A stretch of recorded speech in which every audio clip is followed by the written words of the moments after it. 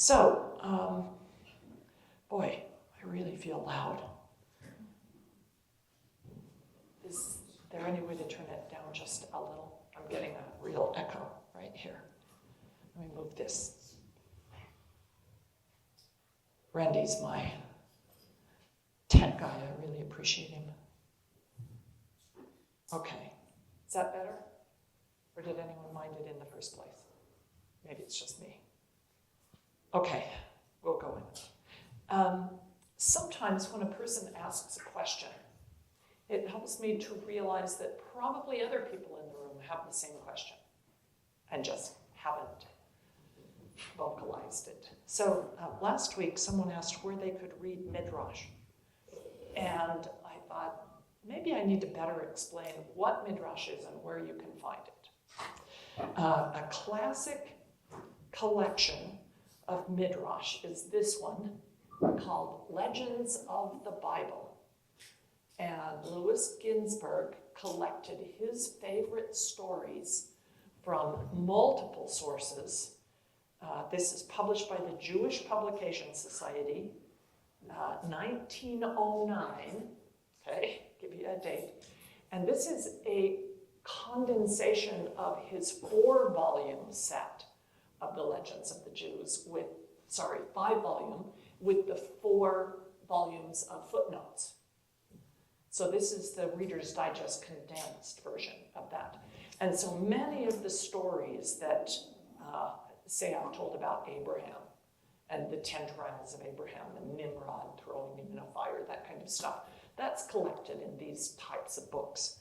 The scholars in the church said, these traditions about Abraham are interesting. So they created this book through an organization that no longer exists, but it's using the symbol of farms. Do you remember farms?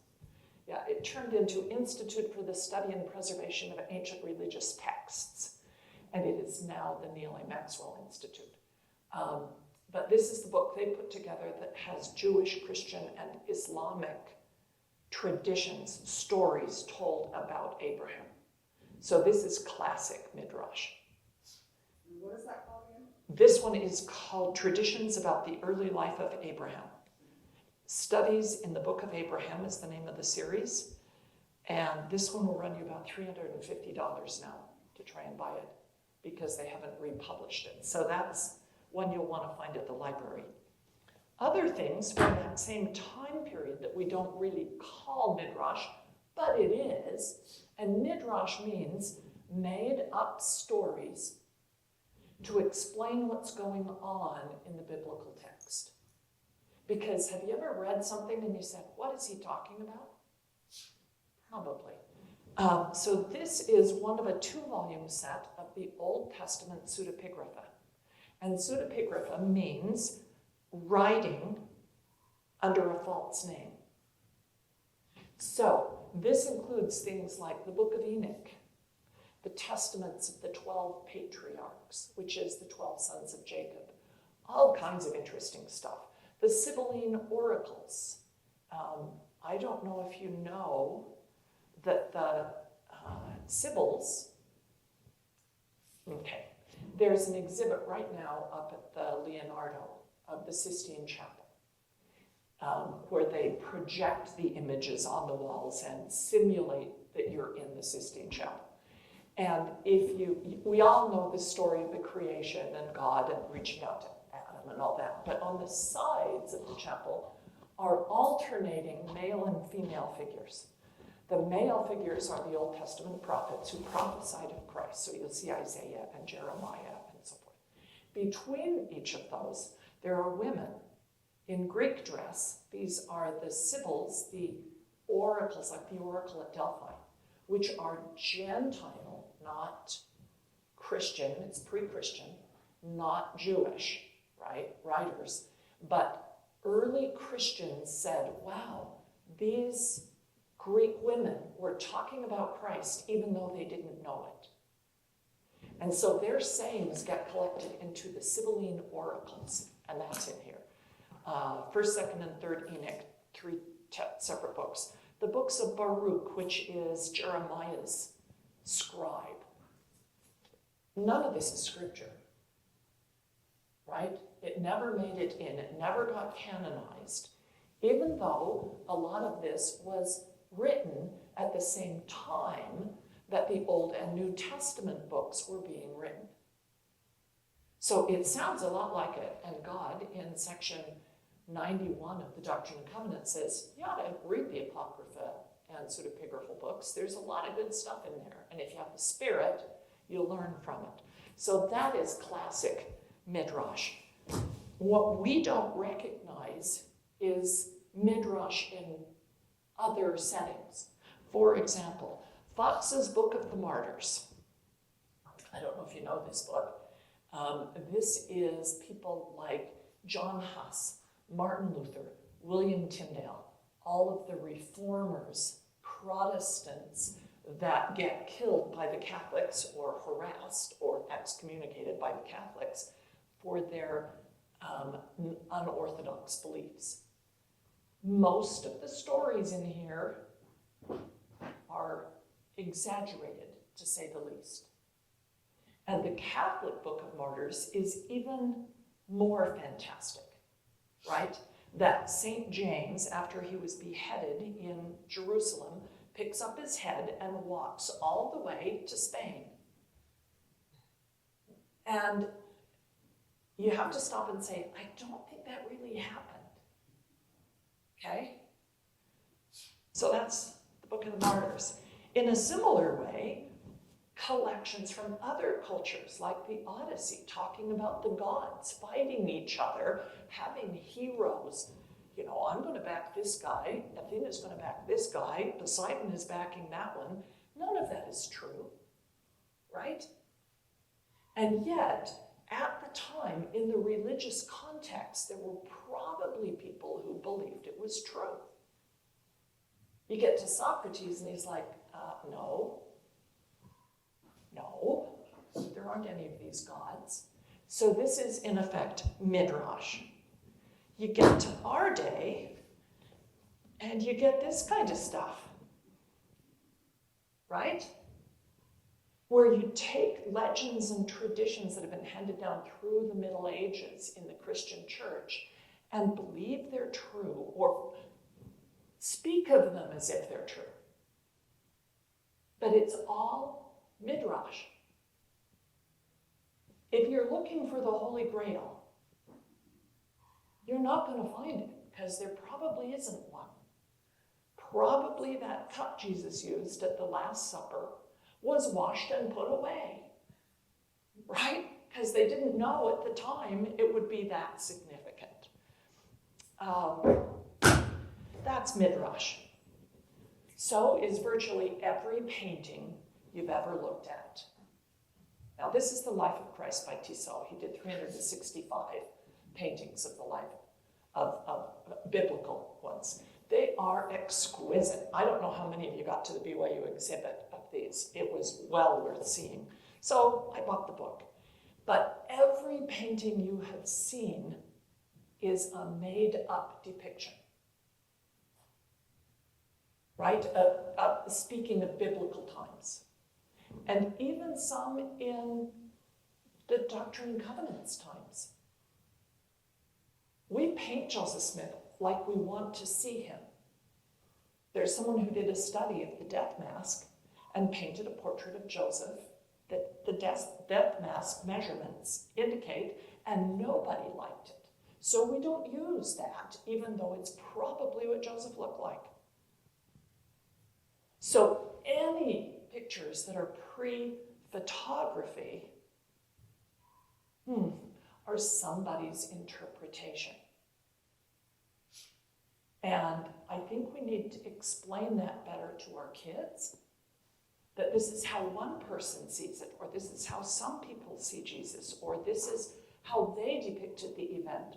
But every painting on the walls in this building is Midrash, because we don't know what anyone looked like, what they wore, where they were, what the buildings look like. It's all Midrash. And it's beautiful, right? I just love any new Walter Rain painting I see. He's just so good. And so stories get told, like in seminary, that aren't true, but they make you feel something emotionally. That's midrash. They're probably not true. And so the church education will say, please stop telling made-up stories. That may go over, it may not. Some made-up stories are absolutely exquisite, and we understand that these are not true in the sense of having happened to real people in real places. But they teach truths that are deep and beautiful, and so we love to read them. But we've figured out in our head that Anna Karenina didn't exist, right? But there is a couple in here that you absolutely fall in love with. It's not Anna and her lover. This is midrash. And so is The Chosen. I enjoy watching The Chosen. But Jesus might have said 2% of the things they have him saying. And a bigger issue was, I forget the name of the group. They're in Bountiful. Did all of the videos, animated, living scriptures. All midrash. I mean, when they did the New Testament story, they hired Orson Scott Card to write the whole thing. And he did a brilliant job. We used to listen to it and enjoyed it. But there are so many kids I've had in primary or seminary who think Lyman and Lemuel are absolute idiots, just like they're depicted in those animated stories. Well, they weren't idiots. They're not the comic relief. So I no longer have any of my copies, or I would have brought it. Ger Upland's The Work and the Glory. Great stories, not true. The Steed family did not exist. But people to this day will drive up out of Palmyra through where the four churches are on the four corners, and past where Alvin is buried, and go up by Martin Harris's house, and then turn around on the right-hand side of the road. They're looking for the Steed home. So we should put up a sign that says, had there been a Steed family, this is where they would have lived. Okay? But it's midrash. Now, what is not midrash? Saints. It's simplified telling of the stories, but these historians are doing their very best to only write what they have documentary evidence for. And the same is true of the Joseph Smith papers. Now, how you want to interpret, and of course, generally, this is not midrash. But there are places in here, say the book of Jude, where Jude talks about Satan and God fighting over Moses' body in the wilderness. That's out of the book of Enoch. And that probably did not happen. When you start reading the book of Job, and Satan walks into God's presence and says, I think that Job only worships you because you treat him so well. Do we believe this was an actual conversation between God and Satan?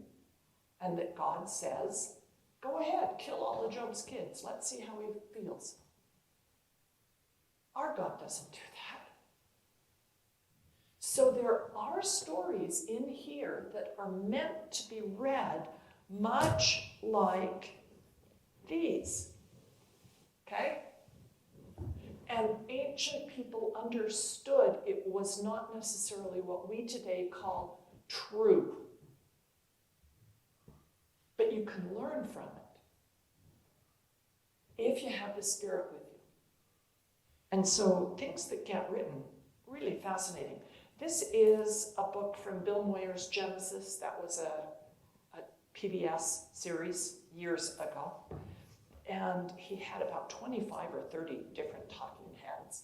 This one, all I have is his Leon. I'd have to look up what the rest of his name is.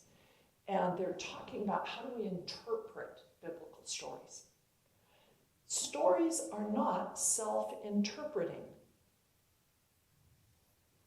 Even though there is a meaning that encloses them, it is rare in the Bible for the narrator's voice to intrude and pronounce a judgment. Now we see that in the Book of Mormon, because Moroni steps in and says, and thus we can, or Mormon steps in and says, and thus we can see, and he points out the pride cycle, those kinds of things.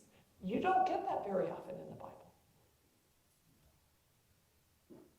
The stories, in all their ambiguity, are simply there. What that says to me is that for these stories to live in the life of a people, they have to be appropriated through thought, conversation, and wrestling with the text and its meaning. When we take that task seriously, a kind of divine spark appears. I'm happy that these stories are so ambiguous because that allows them to teach. So, understanding that these stories are not as clear and straightforward and only one way you can interpret that helps immensely when you get to some of the problems in the biblical text. Because it gives you more freedom to step back and say, okay, Heavenly Father, I don't understand this one. Help me make sense of what's going on. And that essentially is what Joseph Smith and Sidney Rigdon were doing as they went through and did the Joseph Smith translation. Is the Spirit was helping them make sense of the text in a way that would be helpful to them in their day, and perhaps to us in our day. But it was not the original writing. We've found maybe one or two words in the Joseph Smith translation that corresponds to differences we found in the Dead Sea Scrolls in the biblical text. But the rest is simply not there. It is a kind of midrash that Joseph and Sidney were doing, interpreting things to make more sense in our time, in our culture. And maybe you've noticed that's what I'm kind of trying to do here, is get you into the words, get you into the stories, and see other ways we might understand it other than how the King James translators understood it 400 years ago. Okay, so we get to we're in chapter 24, where Abraham is going to send a servant to find a wife for Isaac. And there's this very strange ritual that they go through. As he is putting his servant, now we will talk about this servant as if it is Eleazar, which is the one servant that we know the name of. That's from chapter 15 of Genesis. But chapter 24, which is the longest single chapter in the book of Genesis, never uses the name Eleazar. So we assume it's Eleazar, but we don't know. Could be one of his other servants. But it has this really strange moment when Eleazar, let's see, this is verse 2. Abram said to his eldest servant of his house, that ruled over all that he had. Do you hear an echo there of Joseph in Potiphar's house?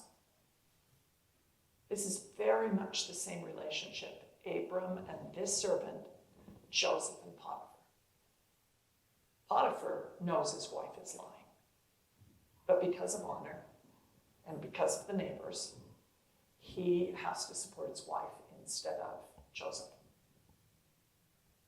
So Abram said to his eldest servant of his house that ruled over all he had, "Put, I pray thee, thy hand under my thigh, and I will make thee swear by Jehovah, the God of heaven and the God of earth, that thou shalt not take a wife unto my son of the daughters of the Canaanites among whom I dwell, but you're going to go back to Haran where I lived and get one of my relatives.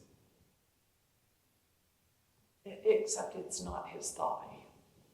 The word is yarek, and it gets translated as the outside of the thigh where your sword is worn. So it's describing where your sword hangs. And if you have a crossbody sword and you're pulling it out of its scabbard like that, that's right in front of that thigh. But this same word is translated differently. Say Exodus chapter 1, verse 5. All the souls that came out of the loins of Jacob were 70 souls. The word loins is the same word as thigh. And scholars will say that it was typical in ancient times when you're making a covenant or contract that deals with your descendants, that somebody puts their hand on the part of the body through which you get those descendants. That's really awkward in our day. We don't go there. We don't even mention that happened, right? And yet it was a very common thing to do in the ancient world as a very powerful image. And you think about circumcision as part of this same cluster of images, that you are going to get these blessings by writing my name, is how the Jews interpret circumcision, is writing God's name on the organ through which you will get those kids.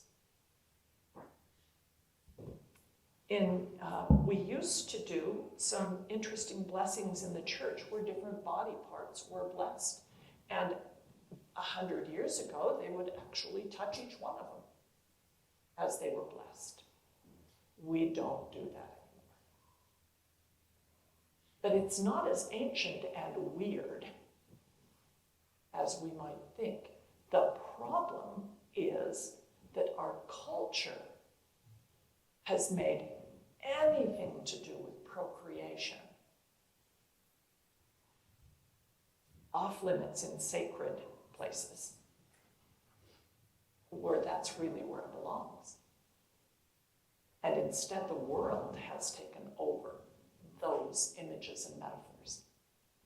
And that's the only place you see or hear about any of that is from a perverse, worldly point of view, which makes it hard for kids growing up in this kind of culture to suddenly let go of seeing everything to do with sexuality as worldly and evil the day they get married.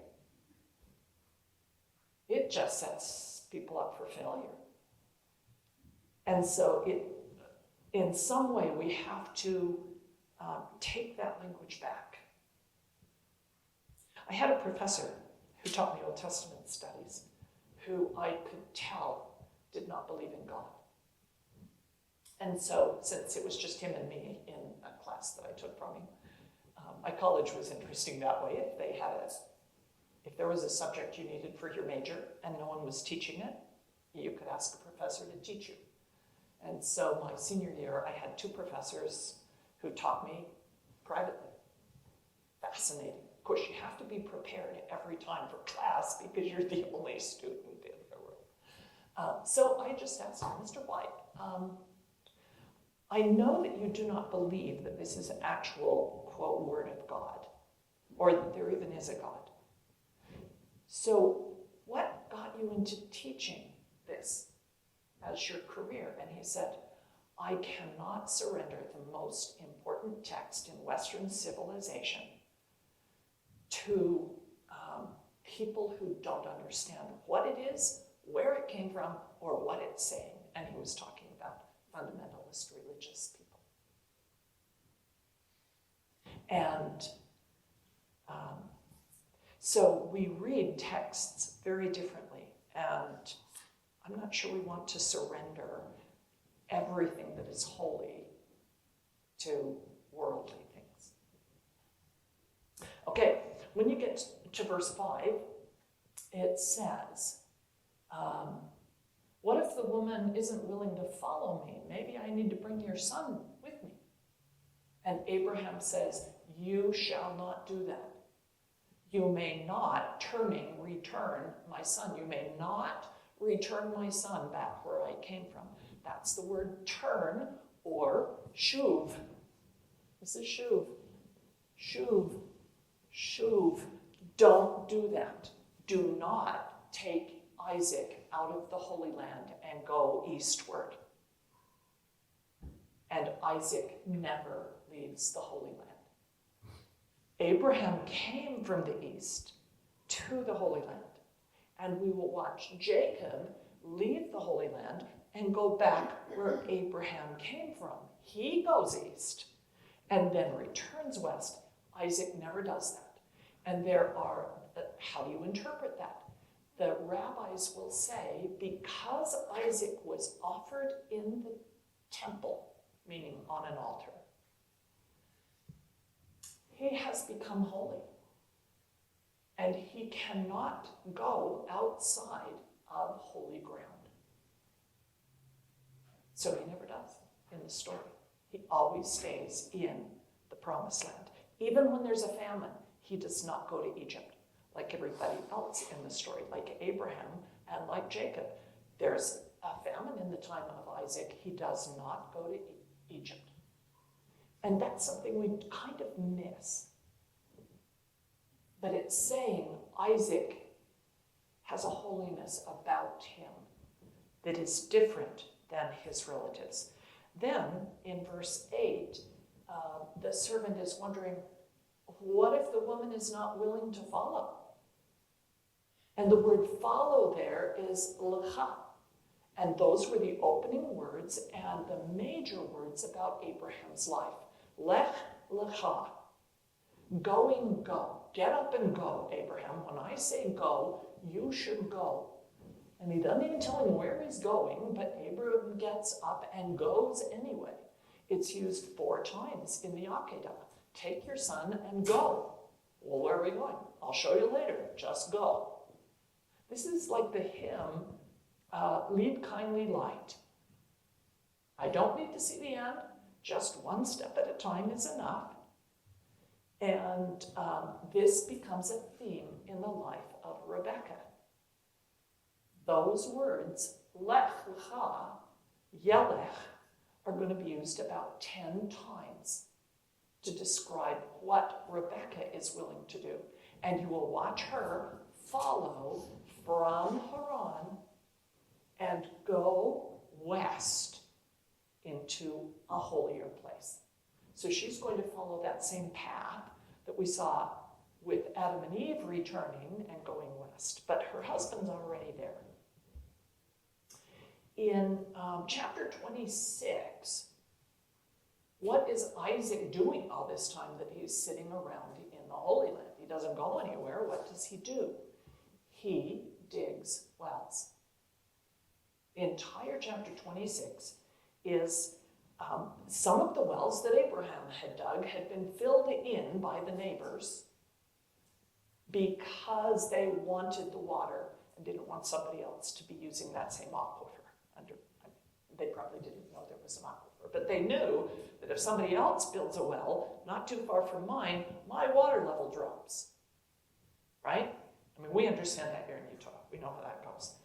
And all through that chapter, verse 15, he redug the wells of Abraham. Verse 16, we're going to dig again. Verse 19, 21, 22, 23, they dig again the well at Beersheba. 26 through 23, he has a vision of where he should dig. He's digging wells.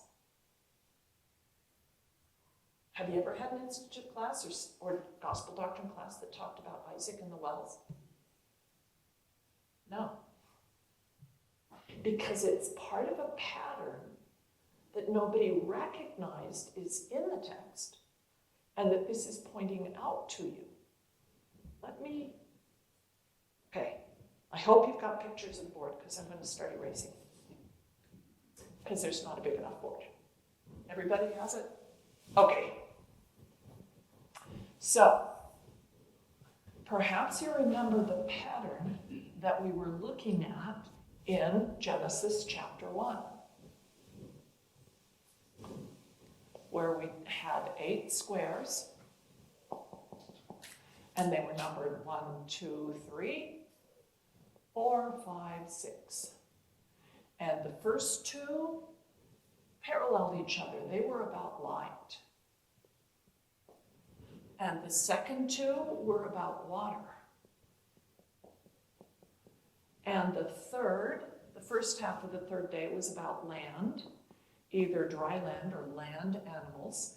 And the second half of the third day was about seed, either plants or people, right? This is the theme behind Abraham's life. And you will see over and over references to light, to stars, to the sun. He comes from a town called Ur, which is the word for light. Okay? So we're going to see a lot of focus on telling stories about light in the life of Abraham. This is going to talk about Isaac. So it's all about water. So he's digging wells. Now, another way that it's telling the story of Isaac is that in ancient symbolism, light is associated with men, water and dry, water and darkness are associated with women. And the major mover in this story is not Isaac, instead it's Rebekah. And where does the servant find Rebekah? Well, at a well, of course, because that's where women are. And that's what women are. We skip past some really interesting verses. I wasn't meaning to do this, but this is Isaiah 51. Nope. Let me see if I can find it here. Maybe it's 50. Yes, it's 51. I just had the wrong half of 51. Hearken unto me. This is verses 1 and 2. Hearken unto me, ye that follow after righteousness. Now, hearken is hear. Shema, the Shema. Hear, O Israel, the Lord thy God is one God. It's one of the words we're going to look at today. Shema. Hearken unto me, ye that follow. Lecha. Will Rebekah follow? Did Abraham follow God? Follow after righteousness, ye that seek the Lord. Now, seek is midrash. That's drash. And we're commanded to ask, seek, knock. So if you seek Jehovah, look unto the rock whence ye are hewn. We're going to talk about Jacob and a rock, because that's associated with men, by the way. Rock, dry land is. Look to the rock from whence ye are hewn. This is the same image as in the book of Peter, when Peter talks about the temple having been built out of living stones, with stones, foundation stones. And the word stone, eben, when we were talking about building, this eben is the word for stone, and ben is the word for son. So your sons are little rocks that you build your house out of. And that's Job chapter 38. Describes that building of the house. And that's what Peter is referring back to. And of course, his name is stone. That's what Petros means. So, look to the rock whence ye are hewn, and to the hole of the pit whence ye are digged. Have you ever been to a quarry? If you've seen any videos or documentaries about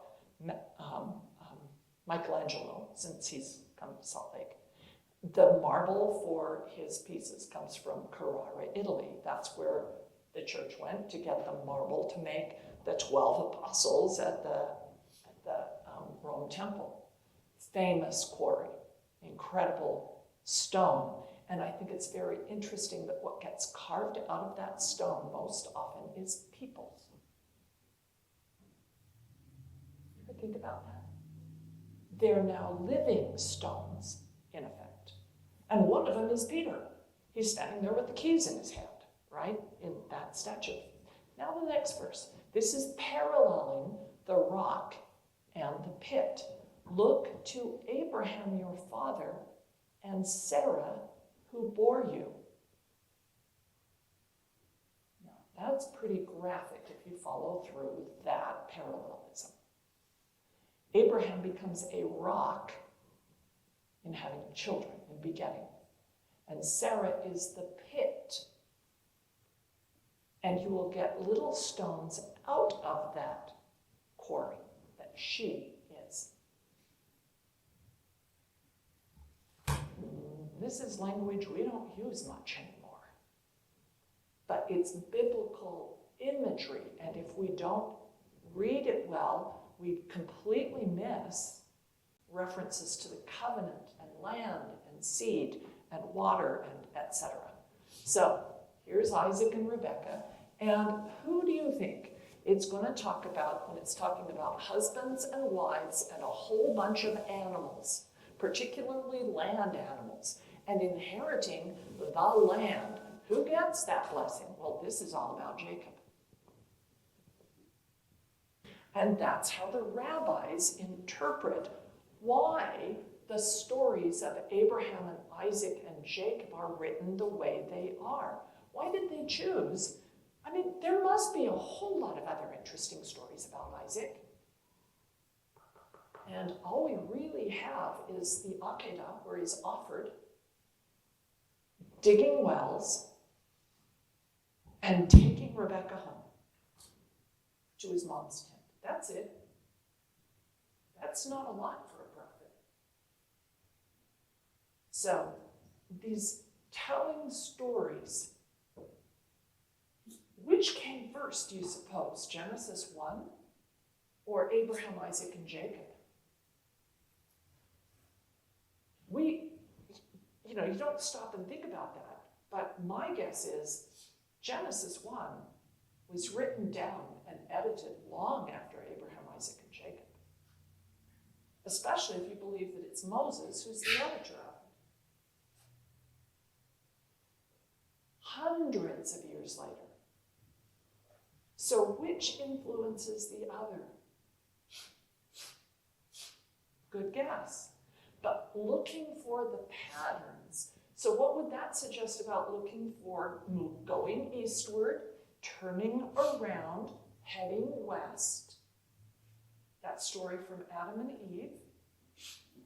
We just saw that that's the story with Isaac and Rebekah here. Isaac's not allowed to go east. And Rebekah, you find her out there next to a well. You could see that as, the font on the back of the oxen. Out in the courtyard in the world, and then she heads west. And,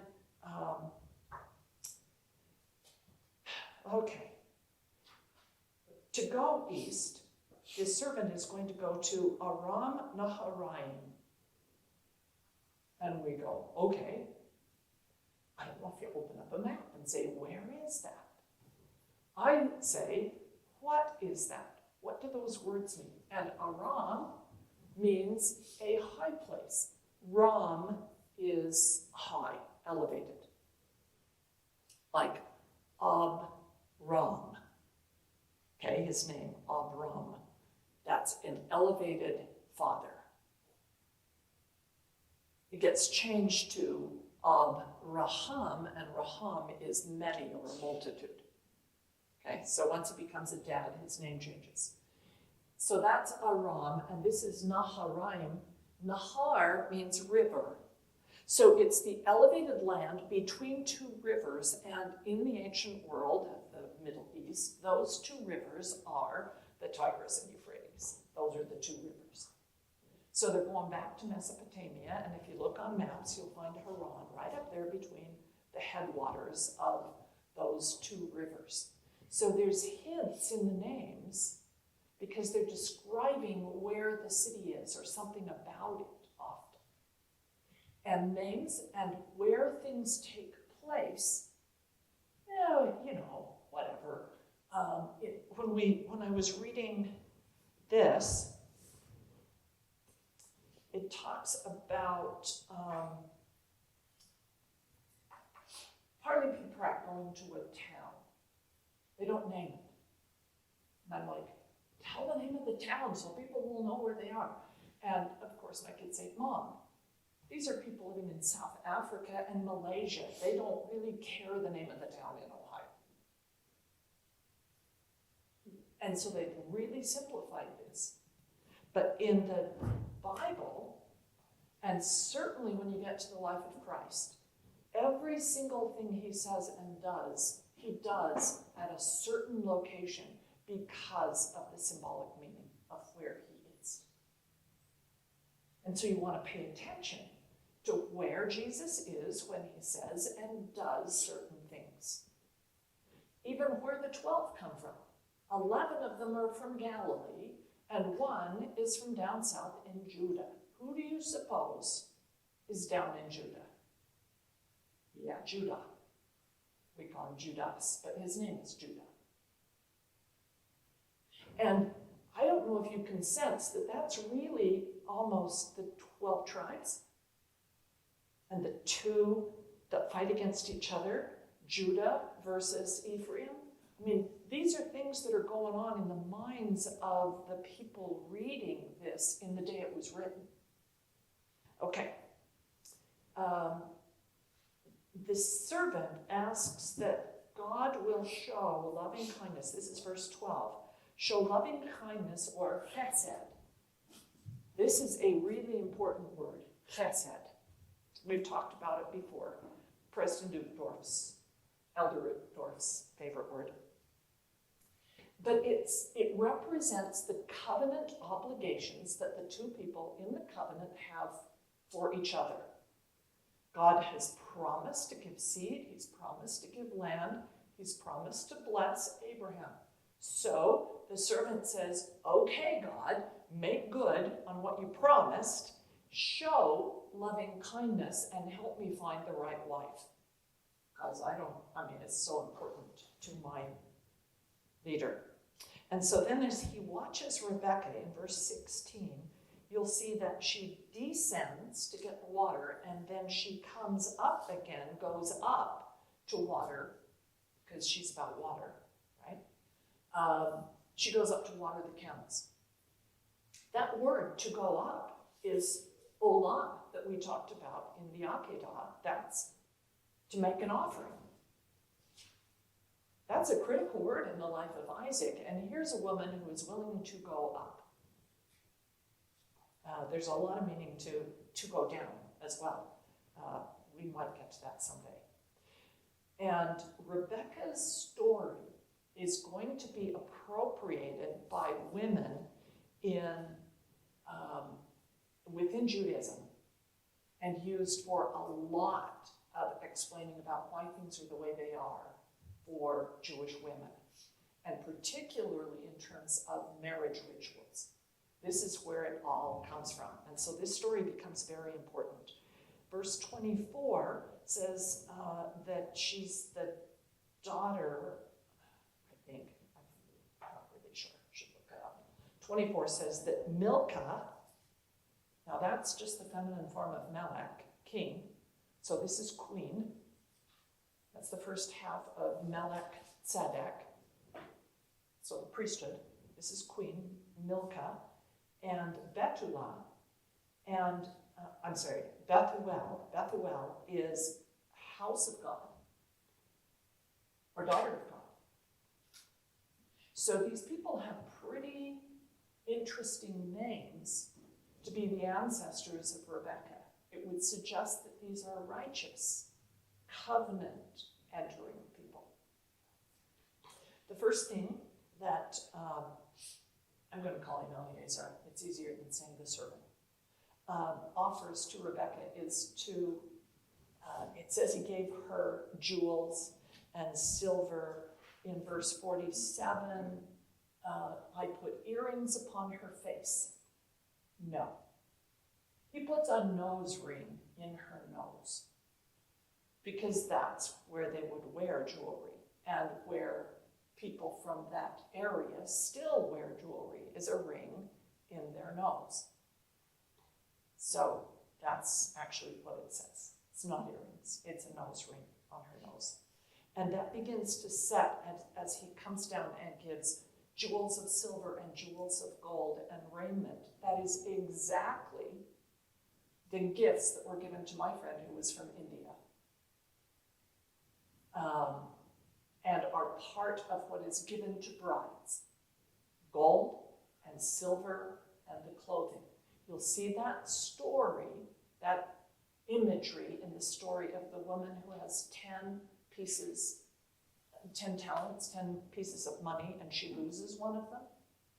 This would be coins of either silver or gold that were worn by her to keep them safe. If you leave them home, somebody's going to steal that. Some people are going to bury their treasures in order to keep them safe. But somehow the connector between the chain and the coin has broken and she's lost one of the coins. That's her entire dowry. And she's just lost 1/10 of it. This is a lot of money. And it is the money, the dowry, the gifts given to the bride are part of how you contract a marriage. And the dowry is not meant to just enrich her dad and her brothers, although it often works that way. The dowry is meant to be her backup if her husband dies. That her husband has put this money essentially in an account for her. It's where we get the whole concept of alimony. Because if there's a divorce, she gets a certain amount of money, and it's her entire dowry, probably plus more. But there is no Social Security, and her dad and brothers don't want her coming back again and being financially dependent upon them. So the husband is agreeing to pay all of her expenses for the rest of her life in this payment he's giving to the brother or dad.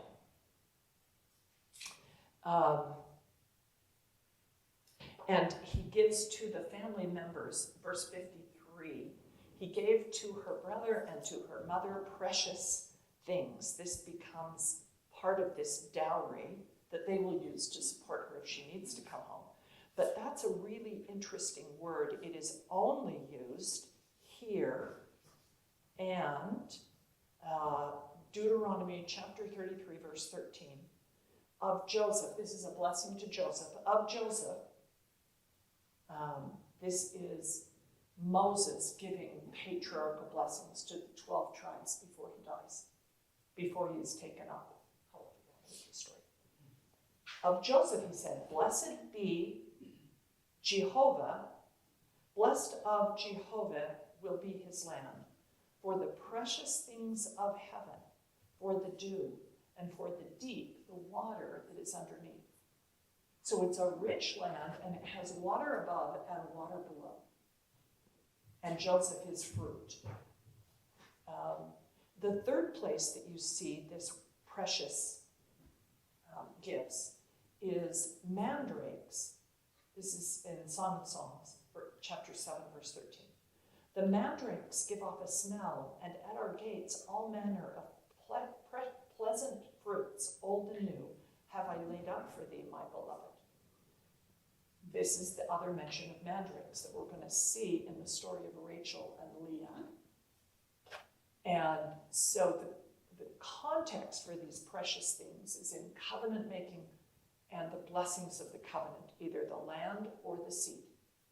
Okay, that's these precious things. When Eleazar wants Rebekah to go with him, Laban says, "I don't know.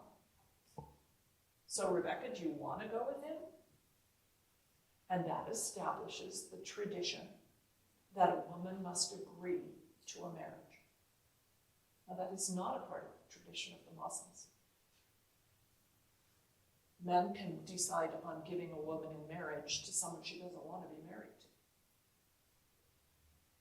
And so when you're watching Fiddler on the Roof, technically each of those girls does have a say. I don't want to marry the butcher. I want to marry the tailor. Now, she may not be able to choose her husband, but she can choose whether or not to marry the guy. And that was powerful, because in most cultures of the world, women didn't have that power in the ancient world. They were told to marry who they were told to marry, even and especially if they were rich and powerful, right? All those marriages between monarchies, it's all political. Okay, so the bride's consent. And then in verse 60, her family blesses her. They blessed Rebekah and said to her, "Thou art our sister. Be thou the mother of thousands of millions, and let thy seed, your descendants, possess the gate of those which hate them." Meaning, may your descendants rise up and turn the tables on people who oppress them.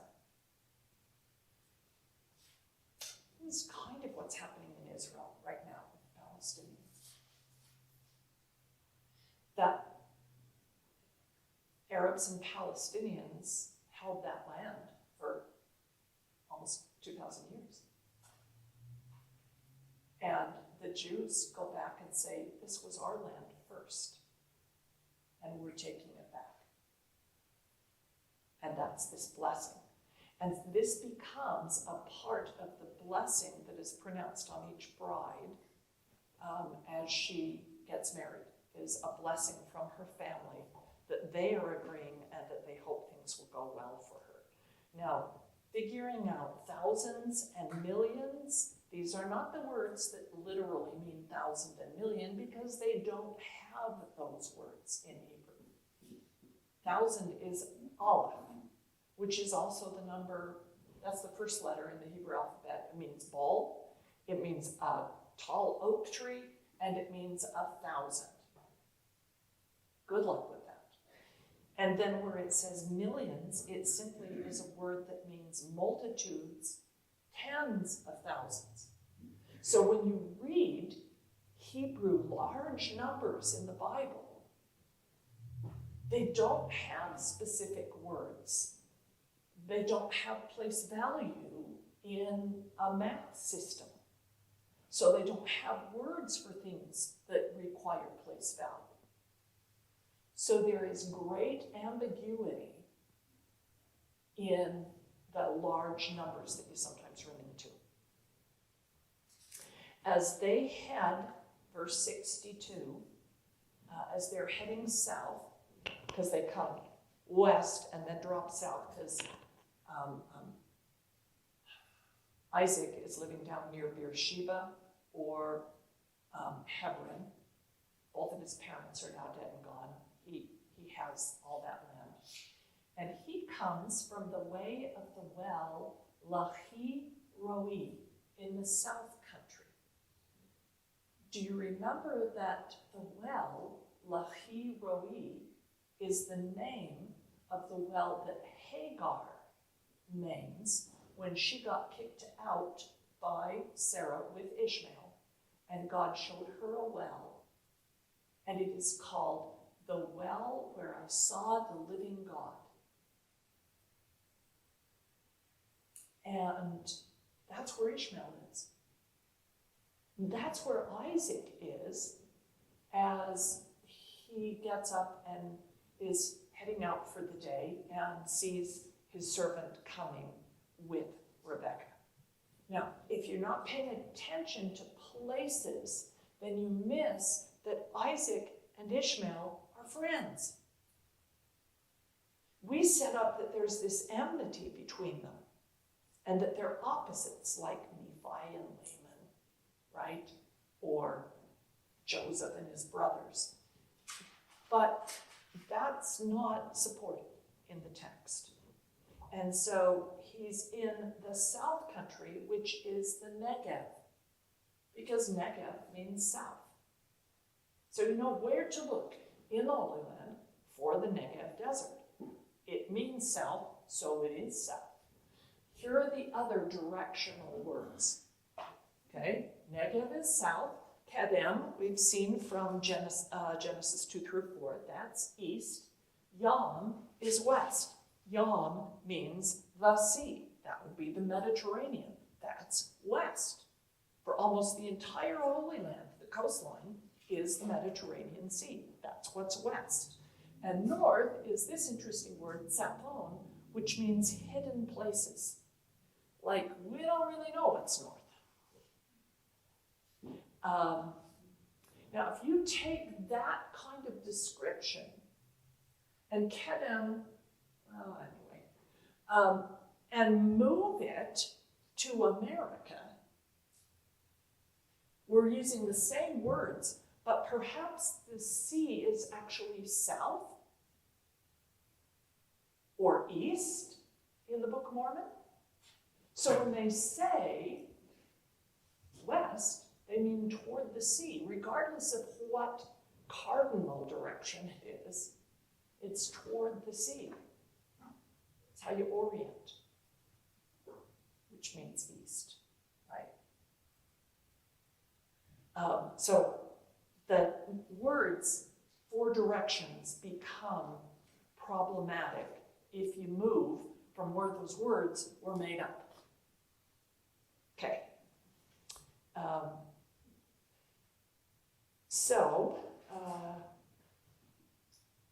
Rebecca lifts up her eyes and sees a man coming. The lifts up her eyes is the same word nasa that we saw in lift up your son, take your son and go. So it's from Isaac's story in 22. And see, that's Roab, that's the word for seer, but it's also part of the name of the mountain upon which Isaac was offered. Moriah, the where God is seen, the mountain where God is seen. And behold, that's the word hine. So we're getting all this language that was important in the previous story of Isaac, that is now important as Isaac meets Rebekah. It's like, just as that was part of his destiny, so is this. And so she lifts up her eyes and sees him, and falls off the horse, off the camel. I don't know if she literally fell off the camel or if she dismounted. But if you've got Isaac and Rebekah meeting and they're just going to consummate their marriage, because that's the whole ceremony, of course you need a fall, right? In order to get kids, you need the fall. So there's your fall. And then she veiled herself, and that becomes a tradition within Judaism, that the bride is veiled. You've seen it in Fiddler on the Roof. And Isaac brought her into his mother Sarah's tent. And he took Rebekah. They consummated the marriage, and she became his wife. And he loved her. Notice, first they get married, then they fall in love. And so you get a song like, "Do You Love Me?" For 25 years, my bet is his. If that's not love, what is? You love me. I suppose I do. Well, I suppose I love you too. This is the first mention of love is Isaac, the beloved son. And it becomes a major theme in the lives of Isaac and Rebekah and who they love and the problem that their love is going to cause in the lives of their sons. Because one of them, Isaac, loves Esau, and Rebekah loves Jacob, and both boys know that the other parent doesn't love them. And that is a huge problem in families. When a child realizes that his parents or her parents don't love her for who she is.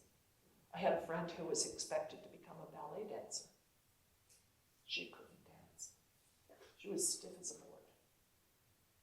But she had 17 years of ballet because that's what her parents wanted, was a ballet dancer. And her brother, well, he needed to be a football player. And he was about 5'7".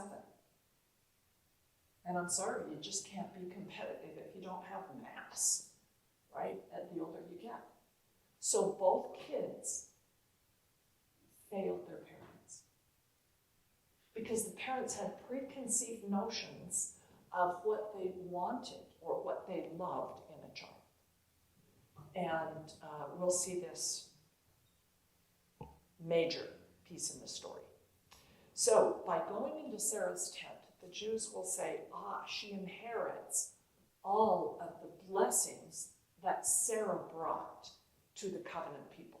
Sarah's tent was the school that she taught the women in. So Rebecca now becomes the teacher in the school.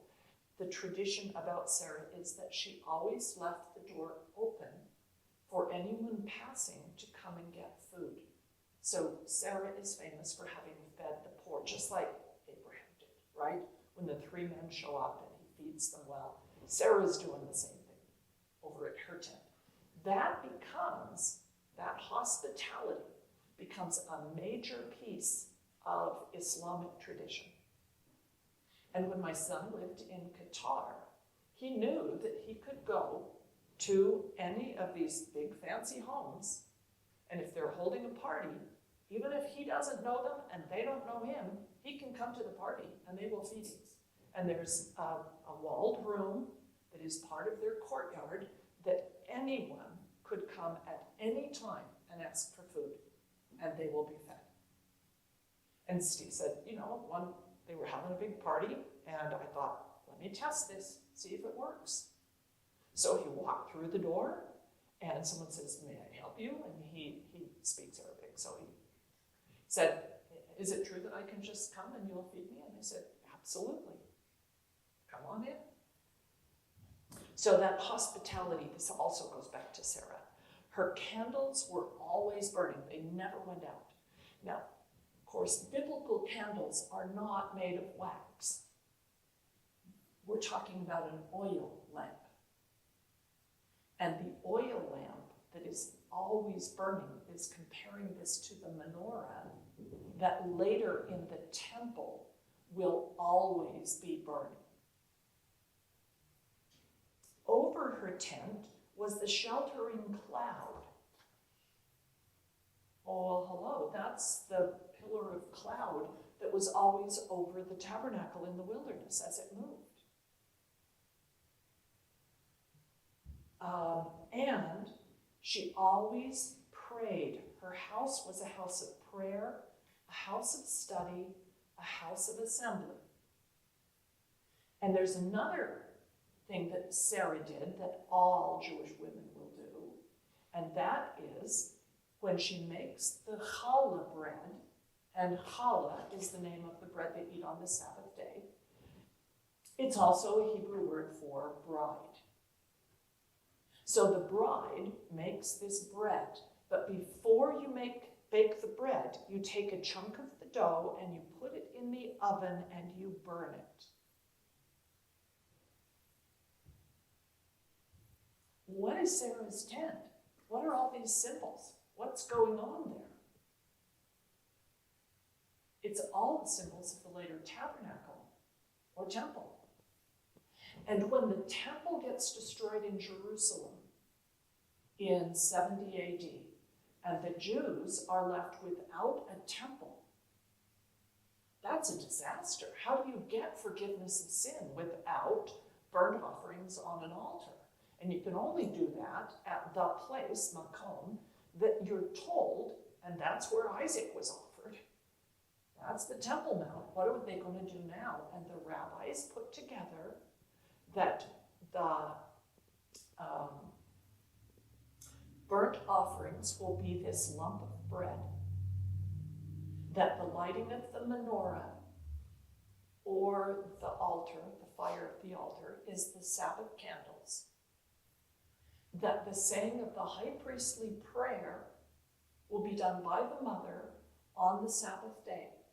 And so all of the important pieces of the temple get transferred over to the wife, to the woman in a Jewish home. She becomes, as it were, the high priest at a temple. And that's what this is written to say, this midrash about Sarah and Rebekah. Now, the high priestly prayer is Numbers chapter 6. And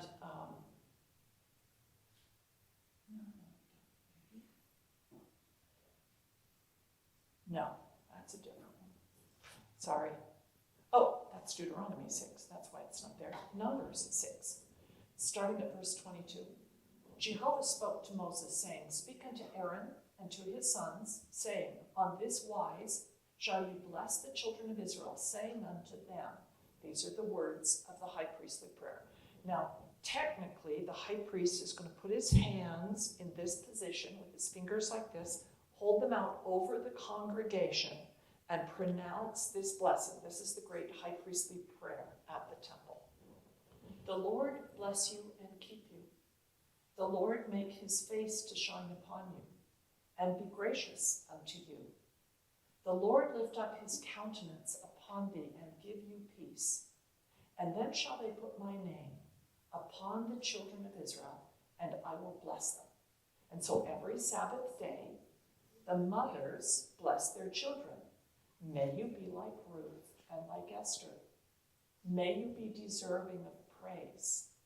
Favor them, O Lord, and keep them from the stranger's ways.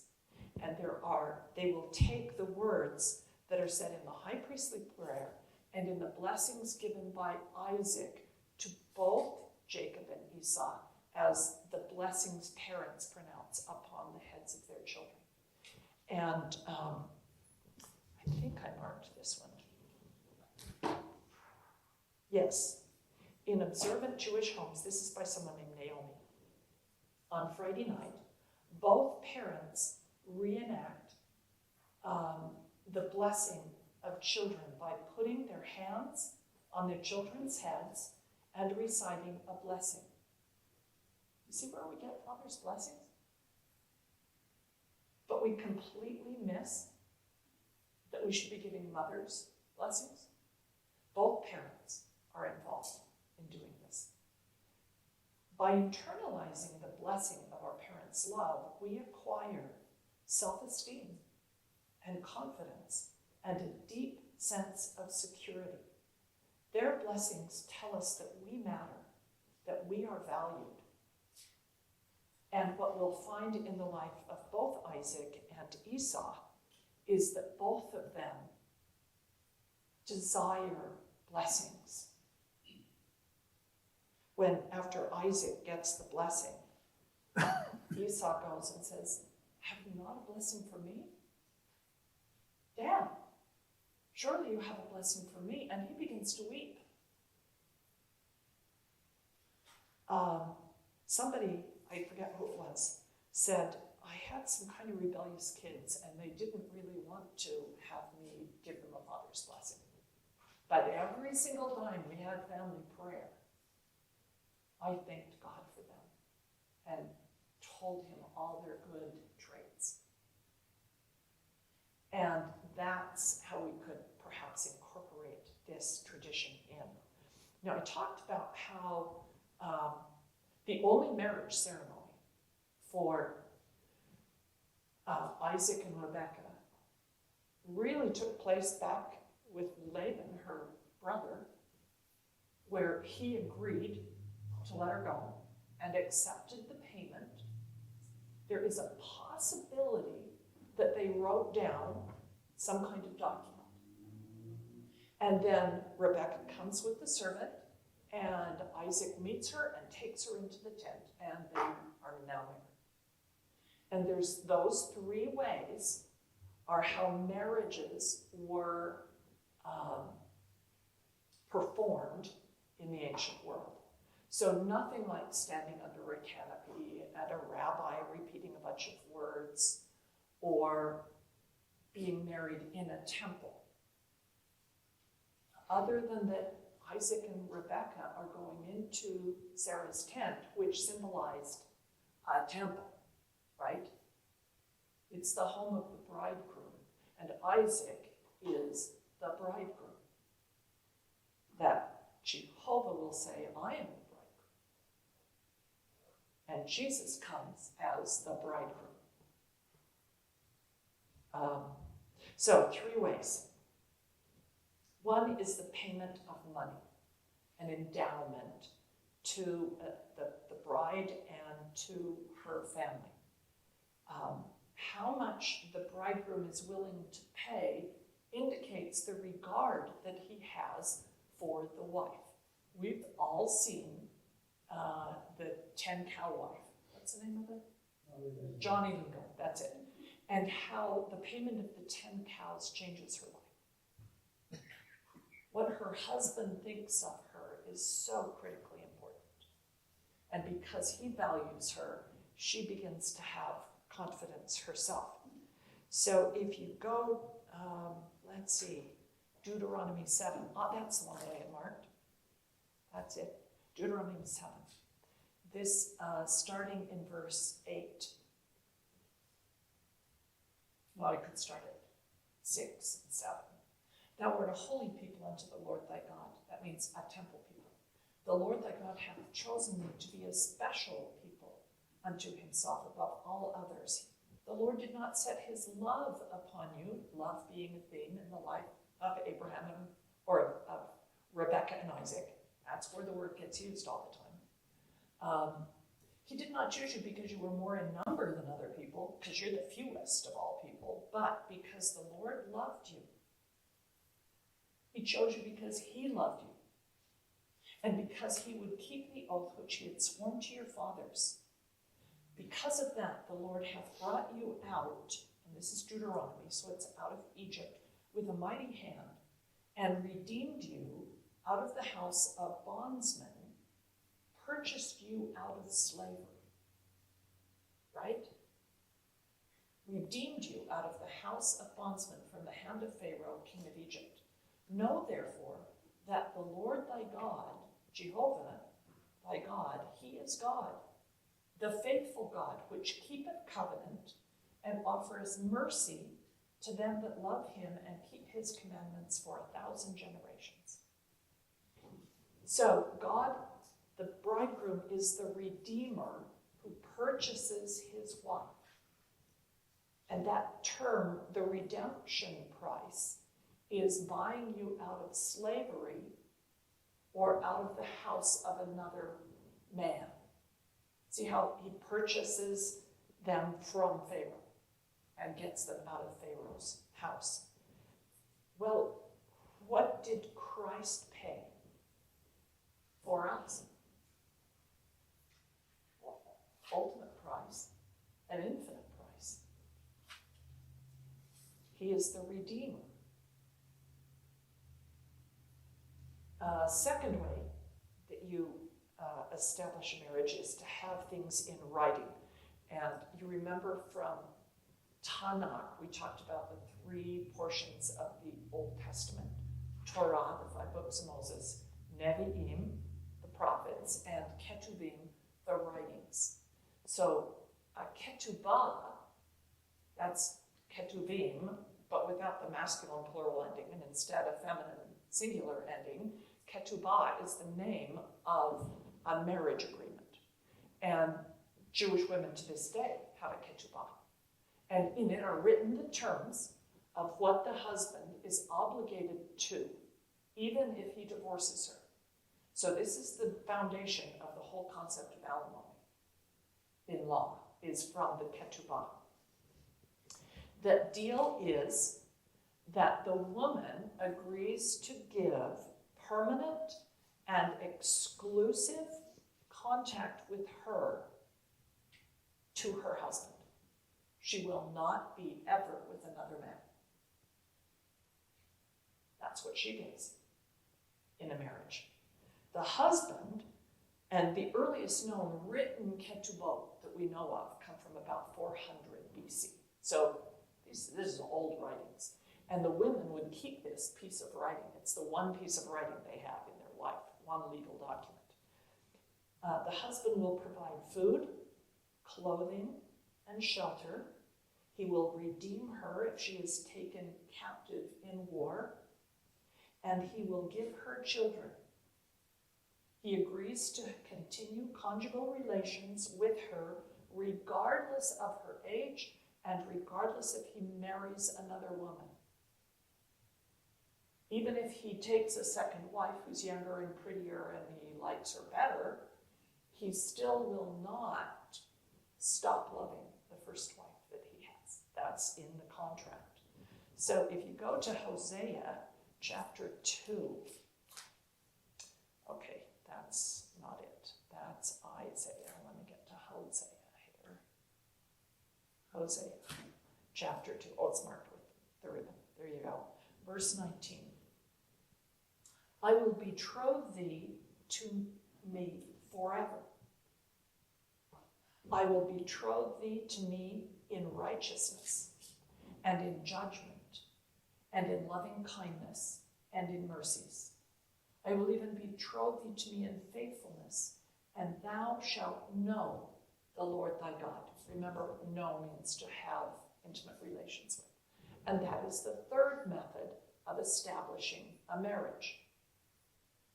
If a man and a woman have intercourse,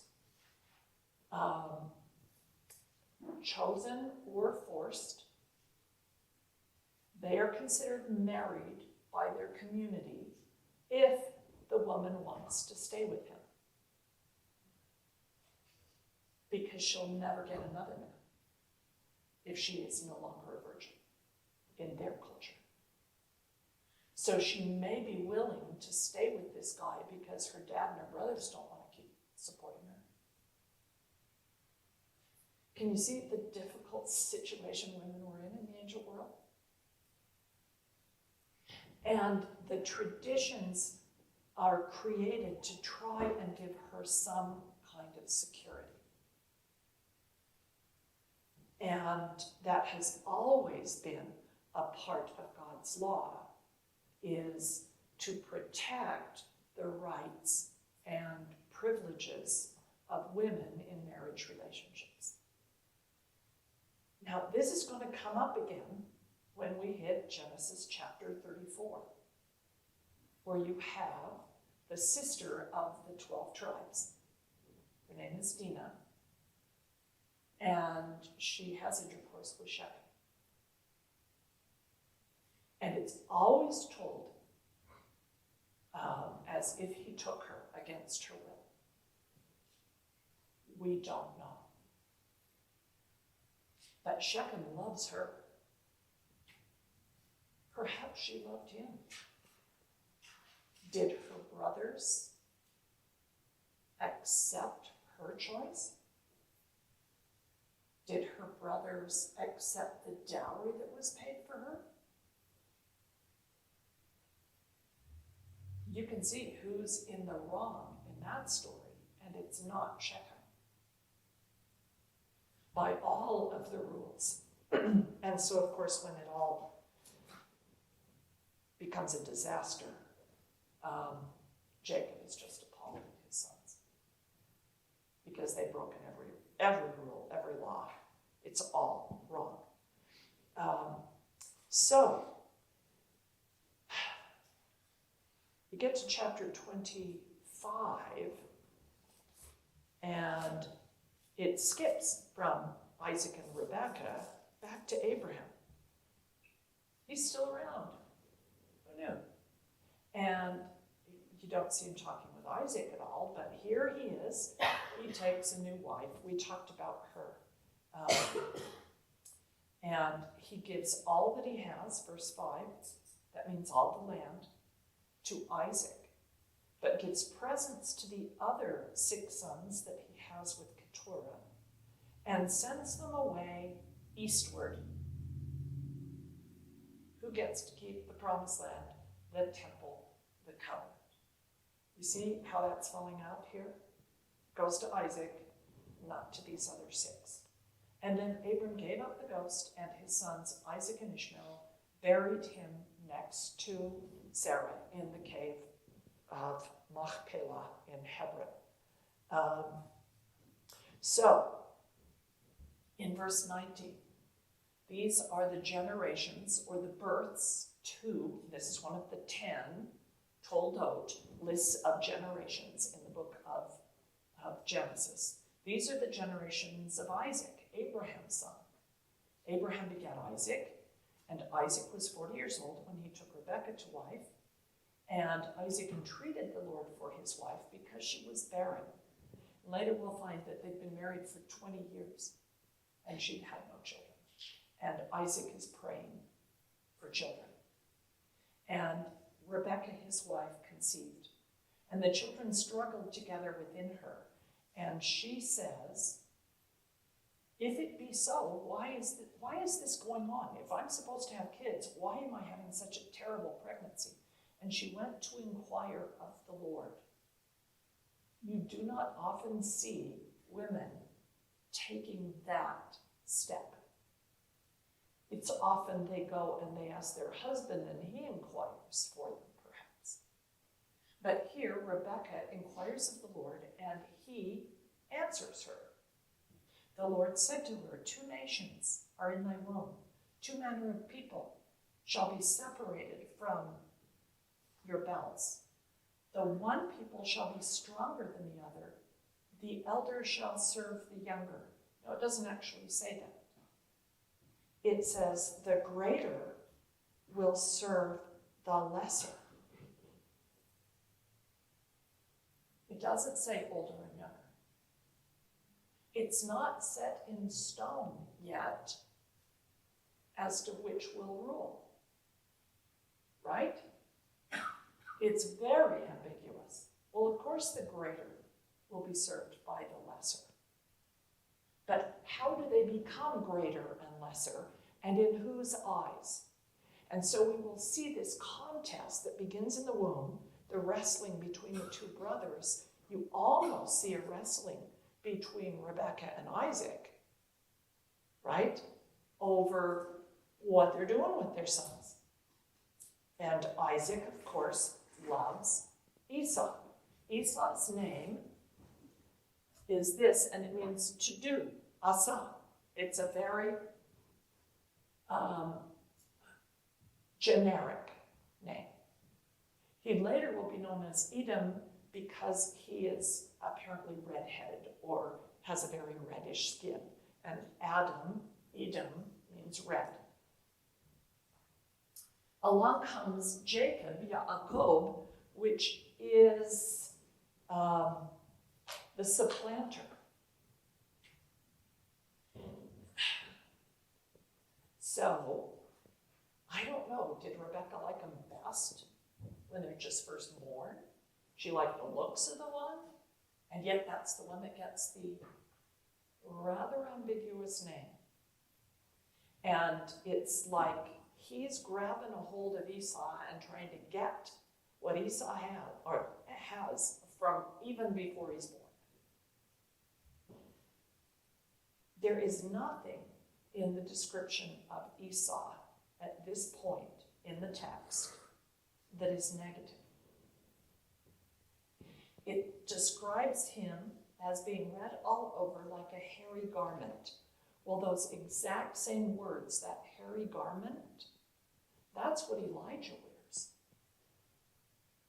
That's what John the Baptist wears.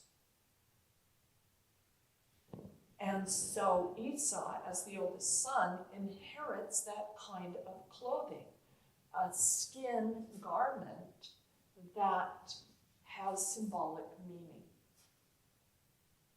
So not only does he maybe have more hair, but he also is the one who inherits the clothes. And as the boys grew up, Esau was a cunning hunter. Now the word cunning, that has a kind of negative connotation. But the Hebrew there is yada, meaning knowledgeable. He's a good hunter. He's hanging out with animals. he's red like Adam. I don't know if you can see this, but there's a lot of imagery, and he's going to inherit the clothing handed down from Adam, that skin clothing that helps hunters in the past, right? That we talked about Nimrod and etc. He is a man of the field. That's a word used to describe Adam. He's with the animals in the field. Sadeh is field. Jacob, on the other hand, was a plain man. Terrible translation. The word there is tum, as in tumim, having integrity, complete and whole. Urim and Thummim. And he dwelt in tents. So that's a really powerful image, connecting priesthood, because the high priest has the Urim and Thummim and dwells in a tent.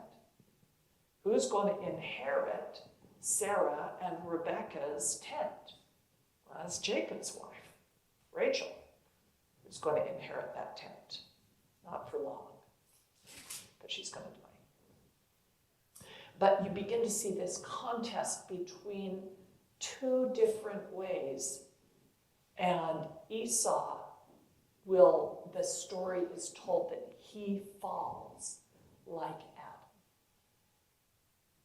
Adam. And he actually doesn't value the priesthood things so much.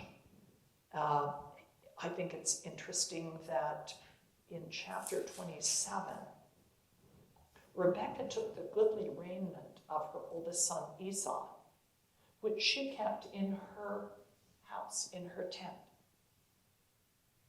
and put them upon Jacob, her younger son. So she is the one who has the priestly clothing in her tent. See how it really makes even more temple imagery. But Esau is out hunting.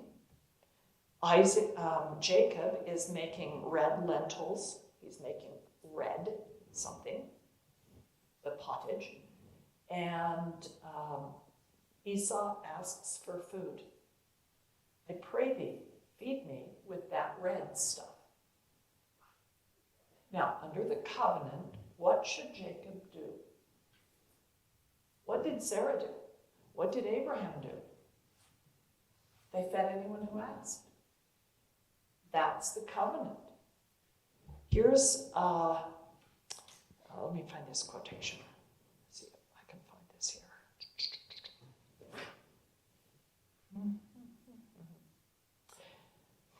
Yes, this is Jeremiah 31:25. I, God, have satisfied the weary soul and replenished every sorrowful soul. Job 22:7. Have you given water to the weary to drink? Or have you withheld bread from the hungry? And are you righteous or are you not? How does Jacob look at this moment in God's eyes? He's not keeping the covenant, and yet he wants the blessings. He wants the birthright. I think you all know what the birthright is, and here's the word, Bekorah. The birthright is that you will inherit the land, and you take everything that your father owns, and we've got two brothers here, right? We talked about two brothers before. Okay, you take everything the father has, you divide it into thirds. You take the number of sons, say Jacob has 12, you add one, you divide everything into 13 parts. Joseph will get 2/13, and each of the other brothers will get 1/13. In this case, you only have 2/3 and 1/3. So the birthright is the 2/3. The younger brother or the lesser gets 1/3. And with that 2/3, you were expected to feed every stranger, take care of your mom, take care of unmarried sisters, take care of and provide for any children that are born to your brothers if your brothers die. That's why you get 2/3, is to provide for other people in the family and to keep the covenant obligation. How's Jacob doing? But he wants the birthright, yet he's not willing to do what the covenant is. This is going to become a real issue for Jacob of what does he value? And as we talk about him going to West and getting married and then bringing his wives home, he's still struggling when he reaches that river to cross into the promised land. He still doesn't know what matters. He's still struggling with what the covenant blessings entail and require. So that's what we'll talk about next week, is Jacob and Esau, and then Jacob and Esau. When we slow down and not necessarily accept a translation at face value, we may find that people who are always depicted negatively in Scripture, that's only in translation. That's only because the translators interpreted it that way. And remember, like we read, all texts require interpretation. But if you can get back beyond somebody else's interpretation to what the author wrote, you may be able to interpret it more truthfully or learn more. And I hope that that is helpful to you, and especially that we can learn lessons from the dysfunctional nature of this family and not repeat their mistakes. Because for sure, this enmity between the brothers was caused by the unequal love of their parents. That we might be wise is my prayer in the name of Jesus Christ. Amen.